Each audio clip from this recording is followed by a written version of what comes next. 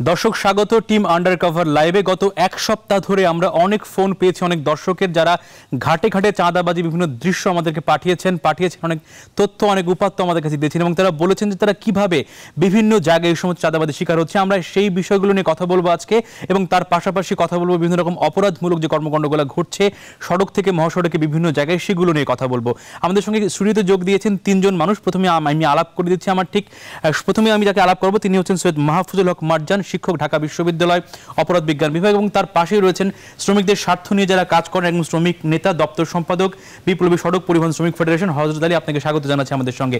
এবং অনুসন্ধানের সবচেয়ে গুরুত্বপূর্ণ উপাত্ত যদি ছবি যারা ধারণ করেন ক্যামেরার পেছনে থেকে, অনুসন্ধানী ক্যামেরা পার্সন রয়েছেন আমাদের সঙ্গে। অনুসন্ধানের সাথে তার নামটি আমরা বলছি না, তার কাছ থেকে আমরা জানবো আসলে অনুসন্ধানী সাংবাদিকতা করতে গিয়ে এবং এই পর্ব শুট করতে গিয়ে আসলে তার কি কি ধরনের বিপত্তির মুখে পড়তে হয়েছে বা তার কি কি আসলে করতে হয়েছে। তবে শুরুতে আমরা চলে যাবো একদমই আলোচনায় যে ঘাটে ঘাটে চাঁদাবাজি যে হচ্ছে আমরা দেখেছি এবং আমরা দেখিয়েছি, সব জায়গায় সেটি হচ্ছে। হযরত আলী, যারা আপনারা শ্রমিকদের স্বার্থ নিয়ে কাজ করেন, ফেডারেশনের রাজনীতি করেন, তারা প্রত্যেকটা শ্রমিক যে বিভিন্ন জায়গায় চাঁদাবাজির শিকার হচ্ছে পুলিশের মাধ্যমে, তার পাশাপাশি বিভিন্ন রকম রাজনৈতিক নেতৃবৃন্দের মাধ্যমে, আপনার অভিজ্ঞতা কি বলে? আসলে ধন্যবাদ। আমি প্রথমেই একদম আপনার অভিজ্ঞতা জানতে চাই, কোন রকম ভনিতার দরকার নেই আমাদের এখানে। আসলে অভিজ্ঞতা হলো, আমি একজন ড্রাইভার, আমি নিজে একজন শ্রমিক, নিজে গাড়ি চালাই। আমরা যখন গাড়ি চালাই আমাদের কোনো নিরাপত্তা নাই আর কি। আমরা যে গাড়ি চালাই আমাদের কোনো নিরাপত্তা নাই, রাস্তার কোনো নিরাপত্তা নাই, আমার চাকরির কোনো নিরাপত্তা নাই। এবং প্রত্যেক ঘাটে ঘাটে তো আপনারা তো নিজেরাই দেখছেন কীভাবে চাঁদাবাজি হয়, কীভাবে চাঁদাবাজি আমরা শিকার হই।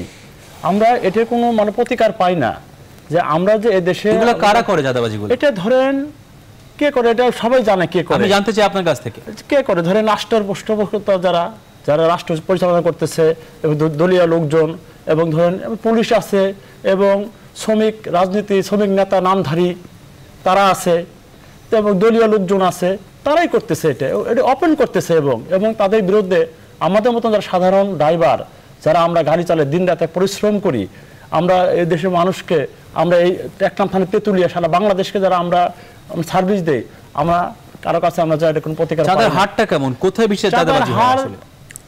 ধরেন চাঁদার হার তো কোনো এর কোনো তো নির্ধারিত নাই। ধরেন ঢাকা থেকে কিশোরগঞ্জ 700-800, ঢাকা থেকে নোয়াখালী 1500, 2000 টাকা, বিভিন্ন রেটের। এমন কোনো স্টপেজ নাই যে এখানে চাঁদা দিতে হয় না। তার চাঁদার আবার বিভিন্ন তার নাম আছে, বুবা চাঁদা, কল্যাণ চাঁদা, জিপি, নানান ধরনের নাম আছে। ডিজিটাল দেশ তো, ডিজিটাল নাম আছে, বোঝা খুব মুশকিল। আমরা অনেক সময় বুঝি না, একবার হাত তোলে অমুক বছর, আর না দিলে তো ফিরত আসলে অথবা যা পরিণতি হয় সেটা জানতে চাই আপনার কাছে। তাহলে যদি আমি চাঁদা না দেই, যে আমি যদি বলি যে ভাই আমার তো এখনো যে আমি যে মালিককে টাকা দেবো, আমি তো আমার যে বেতনই তো এখনো তো উঠে নাই, আমি কিভাবে চাঁদা দেবো? তখন তো যা বলা বলে, এবং দুদিন খালি ফেরত আসে যে তুই নাম আর একজন আসে। এখানেও একটা ব্যবসা আছে। আমি যখন ওটার জন্য তাকে চাঁদাটা, আমি আমার সংসার চলতেছে কি চলতেছে না সেটা দেখার বিষয় না, আমি কিভাবে চলি সেটা কিন্তু দেখার তার বিষয় না। তার বিষয়টা হলো তাকে আগে তার চাঁদাটাকে তাকে বোঝায় দিতে হবে। সৈয়দ মারজান, আপনি তো ঘটনাটা শুনলেন এবং আপনি প্রোগ্রামটি দেখেছেন। আসলে বাস্তবতা মূল্যায়ন করতে গিয়ে আপনি কি বলবেন? আসলে দেখেন, যদি ওনার কথায় প্রসঙ্গটা নিয়ে বলতে চাই, আমরা যদি পরিবহন খাতের যে নৈরাজ্য বলেন, চাঁদাবাজি বলেন, সেই জায়গায় বিশ্লেষণ করতে চাই, আমাদের গোড়া জায়গায় যেতে হবে।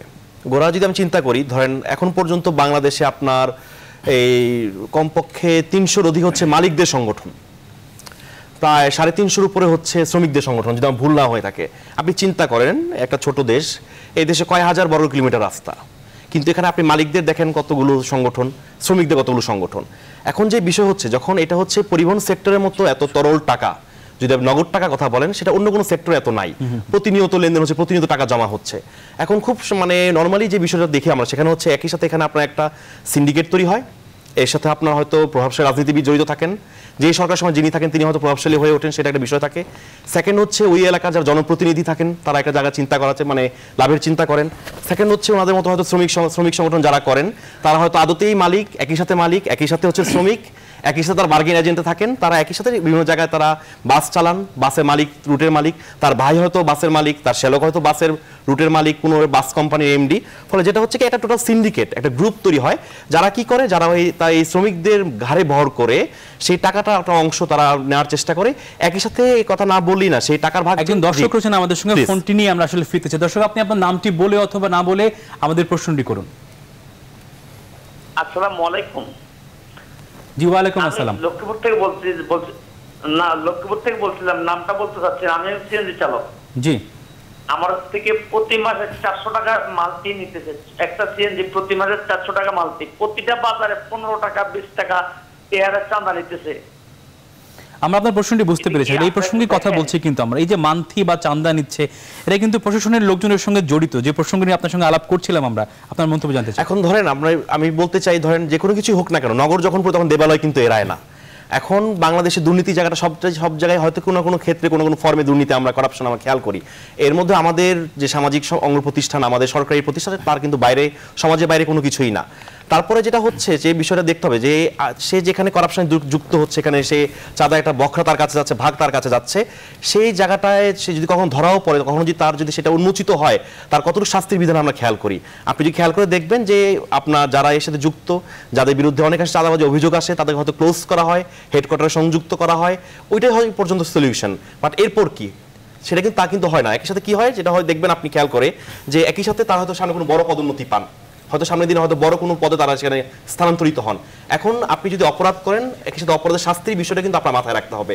যদি আপনি সেই শাস্তির প্রতিফলন আপনি না দেখাতে পারেন আপনার প্রতিষ্ঠানে, তখন কিন্তু সরকারি প্রতিষ্ঠান বলেন, তাদের শ্রমিকদের সংগঠন বলে, সব জায়গায় কিন্তু করাপশন যে জায়গাটা, চাঁদাবাজির যে জায়গাটা, সেটা কিন্তু থামবে না। অবশ্যই আপনার সেই বিষয়টা খেয়াল রাখতে হবে। একটু অভিজ্ঞতা শুনবো আমাদের ক্যামেরা পার্সনের, অনুসন্ধানী ক্যামেরা পার্সন। আপনি যখন এই পর্বটি শুট করেন, তখন আমরা দুই টিম আন্ডারকভার সবাই একসঙ্গে ছিলাম। আসলে ব্যাপারটি আমরা যখন দেখেছি, অনেক ছবি আমরা দেখাতে পারিনি আসলে অনিয়ারে, অনেক ছবি আমরা ধারণ করেছি। তো ওই সময় যখন আমরা বিপদের মুখোমুখি হচ্ছিলাম বা যখন আমরা এগুলো ধারণ করছিলাম, আপনি সেই সময় কিছু অভিজ্ঞতা আমাদের সঙ্গে যদি ভাগাভাগি করতেন। ধন্যবাদ আপনাকে। যেহেতু এটা অনুসন্ধানী প্রোগ্রাম, হ্যাঁ, শুধু রিপোর্টার নয়, ক্যামেরা পার্সন মাঠে একসঙ্গে তাদের সঙ্গে কাজ করে। বিভিন্ন সময় ক্রিমিনাল তারপরে সোর্সের মাধ্যমে একসঙ্গে মিশে সেজে দিতে হয়। অনেক ক্ষেত্রে রিপোর্টাররা আমাদেরকে বলে না ক্যামেরা ছবি নিতে, আমরা তাৎক্ষণিকভাবে ক্যামেরা ফুটেজ গোপনে তুলে ফেলি। হ্যাঁ, যেহেতু এটা প্রোগ্রাম, ক্রাইম প্রোগ্রাম, যেহেতু যে কোনো আঘাত বা বেশিরভাগ ঝুঁকিপূর্ণ এলাকায় ক্যামেরা পার্সনদের আঘাত বেশি আসতে পারে, কারণ ক্যামেরা পার্সনদের হাতে ক্যামেরা থাকে, ফুটেজ নিতে সমস্যা হয়, তাদের নিতে দ্রুত ত্যাগ করতে অপরাধীদের নজরে কেড়ে নিতে হয়। একটি বিষয় মূলত আপনার সঙ্গে জানতে চাই, সেটি হচ্ছে আমরা যখন এই পর্ব ধারণ করছিলাম, যখন আমরা ফ্লাইওভারের উপর থেকে আসলে চাঁদাবাজির ছবি ধারণ করছিলাম, তখন তো অনেক কিছুই আপনার চোখে ধরা পড়ছে। আসলে সেগুলো যদি আপনার সঙ্গে আমাদের সঙ্গে একটু ভাগাভাগি করতেন, আসলে কি ধরনের ছবি আপনি দেখেছেন? আমরা তো নিচে ছিলাম অনুসন্ধানী ক্যামেরা নিয়ে, আপনি ছিলেন তো ওপরে। আসলে আমরা যখন উপরে ছিলাম, দেখলাম কিছু সিভিলে কিছু লোকজন গাড়ি থেকে চাঁদা নিচ্ছে, তারপরে ট্রাফিকরা এসে ওইখান থেকে কিছু টাকা তুলছে, সিএনজি থেকে, বাস থেকে। এই ধরনের ফুটেজ আমরা সে থেকে নিয়েছিলাম। আমরা আসলে ব্যাপারটা বুঝতে পেরেছি। হযরত আলী, আপনার কাছে জানতে চাইবো যে ট্রাফিক পুলিশ যে বিভিন্ন মোড়ে মোড়ে চাঁদাবাজি করে, তার ছবি আমরা দেখিয়েছি, আরো অনেক টেলিভিশন দেখিয়েছি, এবং আমরা সেটা প্রকাশ্যেই দেখি। আসলে এই যে বিষয়গুলো ঘটছে, আপনারা কি কখনো কোনো প্রতিবাদ জানান না কোনো জায়গায়? যে প্রতিবাদ জানাবো না কেন? প্রতিবাদ জানালে আমাদের জায়গা তো নাই, কোথায় জানাবো? যে স্যারদের বললো যে শ্রমিক সংগঠনগুলো, আসলে শ্রমিক রাজনীতিটা সবার করার অধিকার আছে, কিন্তু আজকে শ্রমিক রাজনীতিটা আসলে তো শ্রমিকরা তাদের হাতে নাই। যারা শ্রমিকদের জন্য কাজ করে, যারা শ্রমিকদের ভবিষ্যতের জন্য কাজ করে, তাদের হাতে তো নাই। যারা এটা করবে কে? শ্রমিক সংগঠন। আচ্ছা, আপনার কথা আমরা বুঝতে পেরেছি, আপনি উত্তরটা আমরা নিব। তবে একজন দর্শক রয়েছেন আমাদের সঙ্গে ফোনে, সেই দর্শকের ফোনটি নিয়ে আমরা ফিরবো আসলে আলোচনা। দর্শক, আপনি আপনার নামটি বলে অথবা না বলে প্রশ্নটি করুন। জি, আসসালামু আলাইকুম। জি, ওয়ালাইকুম। আমি রক্ষী বলছিলাম হবিগঞ্জ থেকে। যে আমার একটা গাড়ি আছে, ট্রাক আছে, তো ট্রাকটা হবিগঞ্জ থেকে শ্রীমঙ্গল যাওয়ার পথে গত 3 মাস আগে আমাকে গাড়ির মধ্যে একটা মামলা দেয়। অথচ আমার গাড়ির কাগজপত্র 100% একুরেট টাকা সত্ত্বেও আমাকে মামলা দেয়।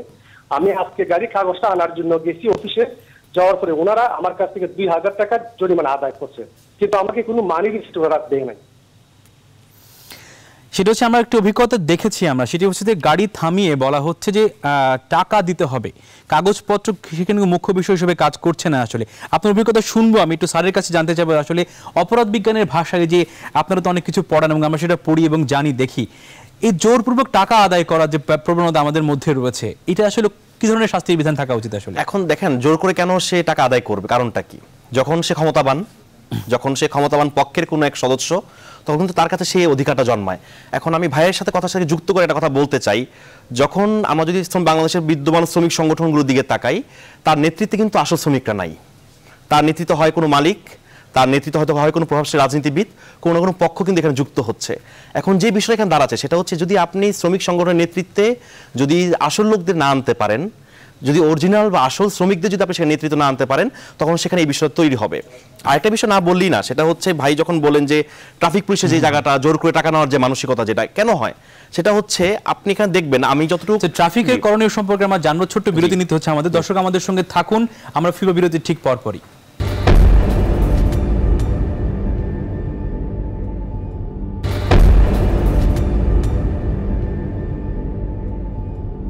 দর্শক আবারও স্বাগত আন্ডারকভার লাইভে। কথা বলছিলাম ঘাটে ঘাটে চাঁদাবাজি বিভিন্ন প্রসঙ্গ নিয়ে। হযরত আলী, আপনারা যে শ্রমিক সংগঠনগুলো করেন, এই শ্রমিক সংগঠনগুলোর নেতৃত্বে তো আমরা অনেক সময় দেখি যে মালিকরা এসে আসলে ভর করে, শ্রমিকদের স্বার্থ সেখানে কতটুকু সিদ্ধ হয়, তাদের স্বার্থ নিয়ে কতটুকু কথা হয়, সেটা আপনাকে জানতে চাই আসলে। এখন আসলে তো বাংলাদেশে এখন যদি আপনি দেখেন, শ্রমিক রাজনীতি কিন্তু নাই, শ্রমিক রাজনীতি চলে গেছে একটা মাফিয়াদের হাতে। এখন দেখেন আমরা, এখন বর্তমান যদি আমরা দেখেন যে এখানকার ঐক্য পরিষদ, মালিক আর শ্রমিক ঐক্য পরিষদ, তেল আর পানি কোন এক হয়। তো এখন ধরেন এখানকার বিএনপি, জাতীয়বাদী, বর্তমান গভর্নমেন্টের মন্ত্রী, তারা মিলে ঐক্য পরিষদ করছে। তারা ফেডারেশন, বাংলাদেশ সড়ক পরিবহন ফেডারেশন, ওই ফেডারেশনে কে? তারা কোনোদিন মানে শ্রমিকের এই সমস্যাগুলো নিয়ে তারা কোনো কথা বলছে? তারা আজকে বড় তারা আজকে কোটি কোটি টাকা দামের গাড়ি হাঁটায়, আজকে তারা মালিক, আজকে শ্রমিকদের সমস্যা, শ্রমিকরা তারা কথা বলে, তারা মালিকদের সাথে তারা মিটিং করে, মালিকদের সাথে সমন্বয় পরিশোধ করে। তো এইভাবে করে তো এই চাঁদাবাজি শ্রমিকদের সমস্যা সমাধান করা যাবে না। আজকে সত্যিকার অর্থে জন্য আজকে বাংলাদেশের ট্রান্সপোর্টকে এবং শ্রমিকদেরকে জন্য আজকে সত্যিকার অর্থে জন্য আজকে বাংলাদেশ পরিবহন সেক্টরটা আজকে ভালো একটা জন্য একটা দিকে নিতে হয়। আজকে শ্রমিকদের দিকে আজকে নজর দিতে হবে সরকারকে, রাষ্ট্রকে। আজকে ওই তাহলে কিন্তু বাসদের কাছে এবং ওই মাফিয়াদের কাছে আজকে এদের কাছ থেকে আমি চাঁদাবাজি বন্ধ করতে হবে না। এরা পুলিশ, মালিক, সাধারণ মালিক না, কিন্তু আবার একটা আজকে মালিক সিন্ডিকেট দাঁড়া গেছে, আজকে বিশাল বড় সিন্ডিকেট। আজকে এই মালিক সিন্ডিকেট, ভয়াবহ সিন্ডিকেট, সাধারণ মালিকরাও আজকে এই মালিকদের কাছে জিম্ম হয়ে গেছে, একটা কোম্পানি নামে হয়ে গেছে আজকে। এবং আজকে এই কোম্পানি আজকে আমাদেরকে যারা শ্রমিক তাদের কাছে টুটি চিপে ধরে। একজন দর্শক রয়েছেন আপনার কাছে, একটি ফোন তারা করবেন, প্রশ্ন করবেন। দর্শক আপনি আপনার নামটি বলে অথবা না বলে প্রশ্নটি করুন। জি স্যার, আমি সাভার থেকে বলছি, আমার নাম রাশেদ। জি, আমি কোনো গভর্নমেন্ট সার্ভিসও করি না এবং কোন সরকারি চাকরি করবো বা আমার ছেলেকে দিয়ে, আমার নেক্সট জেনারেশন দিয়ে যে সরকারি চাকরি করাবো, আমি এই চিন্তা ভাবনাটাই ছেড়ে দিছি। এই কারণে যে একটা পুলিশের সার্জেন্ট বা এসআই পদের চাকরি নিতে 18 লক্ষ টাকা, 19 লক্ষ টাকা বা 15 লক্ষ টাকা ঘুষ লাগে স্যার। এটা তো আমি সরকারি চাকরি বলি না, এটাকে বলি আমি এককালীন একটা ইনভেস্ট করলাম। এই টাকাটা আমি প্রতি মাসে মাসে নিচ্ছি এবং ওই অবৈধভাবে নিচ্ছি। আমি গার্জিয়ান, আমার বাচ্চার গার্জিয়ান, আমি তাকে টেকনিক্যাল কাজ শিখাচ্ছি বর্তমানে, নো সার্ভিস। আপনার প্রশ্ন আমরা বুঝতে পেরেছি সৈয়দ মারজান, যে কথা আমরা বলছিলাম যে ইনভেস্ট করে চাকরিতে আসা, পরবর্তীকালে এসে চাকরি ইনভেস্ট থেকে মূলধন তুলে নেওয়া। খুব সুন্দর বিষয় অবতারণা করেছেন। এখন আপনার আমাদের দেশে প্রত্যেকটা জায়গায় মানে ল এনফোর্সমেন্ট এজেন্সির বাইরেও নিয়োগ বদলি পদোন্নতির কি আমরা স্বচ্ছতা আজ পর্যন্ত আনতে পেরেছি? যদি তিনি ট্রাফিক সার্জনের কথা বললেন, এখন তো আমার সেই গোড়া জায়গায় আমার চিন্তা করতে হবে। বাংলাদেশে এখন পুলিশ নিয়ন্ত্রিত হয় সেই ব্রিটিশ আমলের 1861 সালে আইন দিয়ে, কিংবা 1943 সালের পুলিশ রেগুলেশনস অফ বেঙ্গল দিয়ে। এখন আমি যদি মনে প্রাণে সেই ব্রিটিশ সময়কার যে পুলিশ ফোর্স বিবেচনা করি, সে তো সে সার্ভিস দিতে পারবে, সে তো পুলিশ সার্ভিস হলো না। আমাকে যদি পরিবর্তন আনতে হয়, অবশ্যই আমাকে সেই জায়গাটাতে যেতে হবে যেটা হচ্ছে পুলিশকে আরো বেশি জনমুখী করে তোলা। এখন এই বিষয়টা অবশ্যই আসে, ধরেন যে তার নিয়োগ বদলি পদোন্নতি তাকে যে পরিমাণ অর্থ ব্যয় করতে হয়, হয়তো আমি বলবো না যে বাংলাদেশ পুলিশে সবাই অসৎ, যথেষ্ট সৎ ব্যক্তি সেখানে আছেন। হয়তো দেখা যায় সৎ ব্যক্তিরা কি হচ্ছেন, সব জায়গায় হয়তো তারা আউট অফ ফোকাস হয়ে যাচ্ছেন, মানে যেটা তারা হয়তো সেই দৃশ্যপরতা সেভাবে থাকতে পারছেন না। এখন অবশ্যই যদি আপনি একটা প্রতিষ্ঠান, সরকারি প্রতিষ্ঠান, আপনি একটা গভর্নমেন্ট অর্গানাইজেশনের সদস্য, অবশ্যই আপনাকে মানে কর্তৃপক্ষ অবশ্যই আপনাকে সেই জায়গাটা কি করতে হবে, এখানে স্বচ্ছতা নিয়ে আসা। গুড গভর্নেন্স নিয়ে আসা। যদি একজন পুলিশ সার্জনকে, দর্শক যে কথাটা বললেন, যদি একজন ব্যক্তিকে যদি 10 থেকে 15 লক্ষ টাকা ব্যয় করে যদি তাকে চাকরি নিতে হয়, সে তো চাকরিতে জয়েন করার পর সে চিন্তা করে আমি কিভাবে 20 লক্ষ টাকা তুলতে পারবো, 5 লক্ষ টাকা আমার প্রফিট হতে পারে। এখন সেই জায়গাটাই আসতে হবে যে নিয়োগ বদলি পদোন্নতিতে অবশ্যই স্বচ্ছতা নিয়ে আসবে। যদি আপনি চিন্তা করেন যে আজ থেকে হয়তো কয়েক বছর আগে ঘটনা, মানে বাংলাদেশে একটা মেট্রোপলিটন পুলিশের একজন ডিসি পদমর্যাদার ব্যক্তি, কি দেখলাম আমরা, তিনি তার অ্যাকাউন্টে মানে যে প্রমোশন দেওয়ার জন্য টাকা এসে জড়ো করেছেন, পরে কি দেখলাম তাকে হয়তো হেডকোয়ার্টার বা হয়তো কোনো কোনো জায়গায় রেঞ্জে সংযুক্ত করা হয়েছে। এখন সংযুক্ত করা তো সলিউশন না, সংযুক্ত কত শাস্তি হতে পারে না, বরং সেই জায়গাগুলোতে আরো বেশি উদাহরণ তৈরি করা। বাংলাদেশ পুলিশ যথেষ্ট ভালো কাজ করছে, তার বিষয়ে কোনো নিঃসন্দেহে। আপনি যদি বাংলাদেশ পুলিশের সার্ভিসের কথা, যদি বাংলাদেশ শান্তিরক্ষীদের চিন্তা করেন, অসাধারণ। এই প্রসঙ্গে আমরা একটু আমাদের অনুসন্ধানী ক্যামেরা পার্সনের কাছে যেতে চাই। সেটি হচ্ছে আমরা যখন ওই দয়াগঞ্জ মোড়ে সেই ফুটেজ সংগ্রহ করছিলাম পুলিশের চাঁদাবাজির, তখন আসলে আপনার অভিজ্ঞতাটা জানতে চাই। আসলে সেখানে আমাদের একটা বিপদও হয়েছিল, ছোট্ট করে সে আপনি আমাদের সঙ্গে ভাগাভাগি করতেন। প্রথমে আমরা দয়াগঞ্জে অনেক 2 থেকে 3 ঘন্টা আমরা ওইখানে একটা চা দোকানে অনেকক্ষণ করে ধরে আমরা বসেছিলাম। তো বড় ক্যামেরা তো সম্ভব ছিল না, পরে ছোট ক্যামেরা, গোপন ক্যামেরাটা নিয়ে আমরা অনেকক্ষণ ওইখানে আশেপাশে যা মানে ড্রাইভারদের সঙ্গে, সিএনজি ড্রাইভার, বাস ড্রাইভারদের সঙ্গে কথা বললাম। ওরা বলল যে ভাই আমাদের এই যে ওরা প্রতি মাসে টাকা নিয়ে যাচ্ছে, প্রতিদিন টাকা নিয়ে যাচ্ছে। তারপরে আমাদেরকে অনেকক্ষণ ওরা নিজের অভিযোগগুলো বললো, আমরা তাদেরকে বুঝতে দেইনি যে আমরা যে কাজ করতে আসছি, এভাবে ওরা বুঝতে দেয়। অনেকক্ষণ ধরে আমরা মানে গোপন ক্যামেরা দিয়ে ওদের সমস্যাগুলো আসলে মানে ছদ্মবেশী ছবিটি আমরা সংগ্রহ করেছিলাম। হযরত আলী একেবারে শেষ পর্যায়ে অনুষ্ঠানের আমরা সেটা হচ্ছে যে আপনারা যারা প্রতিনিয়ত ঘাটে ঘাটে চাঁদাবাজির শিকার হচ্ছেন, এই যে পুলিশের কথা হচ্ছে, এই যে নেতাদের কথা হচ্ছে, আসলে যারা শ্রমিকরা আপনারা রয়েছেন, তারা কখনো একজোট হয়ে কোনো আন্দোলন কথা চিন্তা করেছেন কিনা বা কোনো সমাধানের পথ ভেবেছেন কিনা আপনারা? আসলে বিষয়টা হলো যখন রক্ষক যখন ভক্ষক হয়ে যায়, যখন রাষ্ট্র যখন কারো নিরাপত্তা দিতে পারে না। আমি ছোট্ট একটা গল্প বলি। আমাদের নেতা মঞ্জুরুল হাসান খান, বসিয়ান শ্রমিক নেতা, উনি এক ড্রাইভারকে জিজ্ঞাসা করছিল যে তোমার বাচ্চা কেমন আছে, কত বড় হয়েছে? তখন সে বলছিল এত বড় হয়েছে। তখন সে বলছিল সবাই বলে এত বড়, তুমি এত বড় দেখাও। কারণ আমাদের ড্রাইভারের জীবনটা হলো আমরা সকালবেলা বাইর হয়ে যাই, যখন বাইর হই তখন দেখি আমার সন্তানটা শুয়ে আছে। আবার যখন রাত্রে যখন ফিরি 12টা-1টা সময় দেখি আমার সন্তানটা শুয়ে আছে। আমি কোনো সময় দাঁড়ানো দেখি না। এই হলো আমাদের ড্রাইভারদের জীবন। এখন আমাদের যে সমস্যাটা, এই যে চাঁদাবাজির শিকারটা হচ্ছে, এটা কে সমস্যার সমাধান করবে? ফোন নিব আপনার কথার মাঝখানে। দর্শক, আপনি নামটি বলে আপনার প্রশ্নটি করুন, অথবা নাম না বলে প্রশ্ন করতে পারেন। আমার নাম হচ্ছে আল আমিন। জি, মাস্টার্স পাস করেছি ইংরেজিতে, ঠিক আছে। তারপর সরকারি চাকরির জন্য অ্যাপ্লিকেশন করে আমার যখন চাকরি হয়নি, তখন আমি 2টা গাড়ি কিনেছিলাম সেই টাকা দিয়ে। 2টা গাড়ি কেনার পরে আমি গাড়িগুলো রোডে ছাড়তে পারিনি, শুধু এই টাকা এভাবে নেওয়ার কারণে। এখন আমার গাড়ি দুটো ভয়ের কারণে আমি গাড়িগুলো রোডে পাঠাচ্ছি না। এখন আমাদের সংসার এত খারাপ অবস্থা, মানে বলার মতো অবস্থা। এর কারণটা কি আসলে, মানে কোথায় আপনার কি এই মুখোমুখি হতে হচ্ছে? শুধু রাস্তায় সিন্ডিকেট, রাস্তায় এইভাবে টাকা নেওয়া। আপনাকে ধন্যবাদ। এই কথাই কিন্তু বলছিলাম আমরা। আসলে একদমই শেষ মুহূর্তে রয়েছে, আপনি 1 মিনিটে শেষ করবেন। আসলে আপনার অভিজ্ঞতাটা কি? আমার অভিজ্ঞতাটা হলো, যখন আমরা গাড়ি নিয়ে বাইর হই, আমার ড্রাইভার ভাইরা যখন বাইর হয়, তখন আমরা প্রথমেই তো পুলিশের প্রশ্নটা আসছে। পুলিশ যে জনগণের টাকা বেতন নেয়, পুলিশের যে দায়িত্ব আমাদেরকে সার্ভিস দেওয়া, এই পুলিশ তো আমাদেরকে মানুষ মনে করে না। ড্রাইভার তো দূরের কথা, মানুষই মনে করেন আমাদেরকে। এই দে কাগজ দে, এই কাগজ দে, দেওয়ার পর কোনো কথা নাই, কে ডাইরেক্ট এই কর। তার যে একটা নিয়ম কারণ আছে, তারা শিক্ষিত লোক। আরে আপনার ঘুষ দিচ্ছেন কারে দিচ্ছেন? ড্রাইভারদের দিচ্ছেন তো রাষ্ট্রের বড় বড় মন্ত্রীকে দিচ্ছেন, বড় বড় সচিবদের দিচ্ছেন কে? সেটা আসে আমাদের উপরে তারা তুলে। এটা তো হইতে পারে না। তাহলে আমরা আসলে একেবারেই অনুষ্ঠানের শেষ পর্যায়ে সমাধানের সূত্র আমাদের জানা নেই, কারণ এই সমাধানটা আসলে সুদূর প্রসারী এবং কিভাবে আসবে সেটা আমাদের কারোরই বলার আসলে নেই। আসলে সবথেকে বিপ্লবী সংগঠন লাগবে, সেটা কিন্তু স্বপ্নের জায়গা। আসলে স্বপ্ন তো সবসময় পূরণ হয় না। আপনাদের সবাইকে ধন্যবাদ আমাদের সঙ্গে যুক্ত হওয়ার জন্য।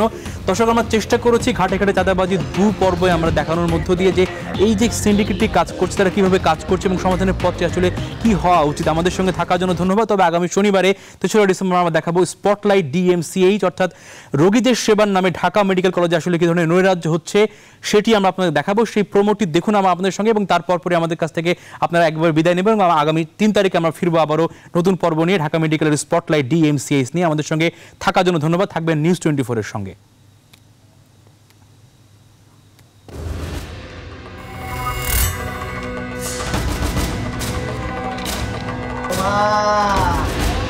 Wow.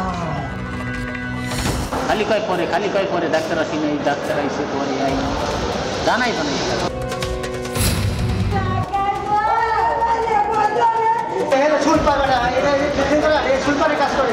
কি করবো? এখানে যে সরকারি সুইপার আছে, সুইপারের কোনো কাজ নেই।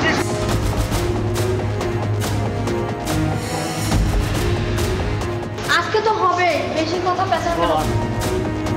আমি কেন 500 টাকা নিলাম এই জিনিস আপনি কাছে করলেন না, আমাকে তো ওয়ার্ড মাস্টারে দিতে হবে। টিচার ছাড়া খুললে সমস্যা হবে না। নার্স বয়েরা যে এসি আছে, একটা এসি নিচে বসে থাকি। অ্যাকচুয়ালি বাণী ইউনিটের ভিতরে কোনো নিয়োগপ্রাপ্ত কোনো লোক নেই। হাসেম আর জামাল চান্দা দেয়, পুলিশ দেয়, আর কি করে আমি জানি না। স্পেসিফিক কমপ্লেন পেলে আমরা সে ডাক্তার সহ ওই রিপ্রেজেন্টেটিভের ব্যবস্থা নিই। সোনার বাবা কারি নেল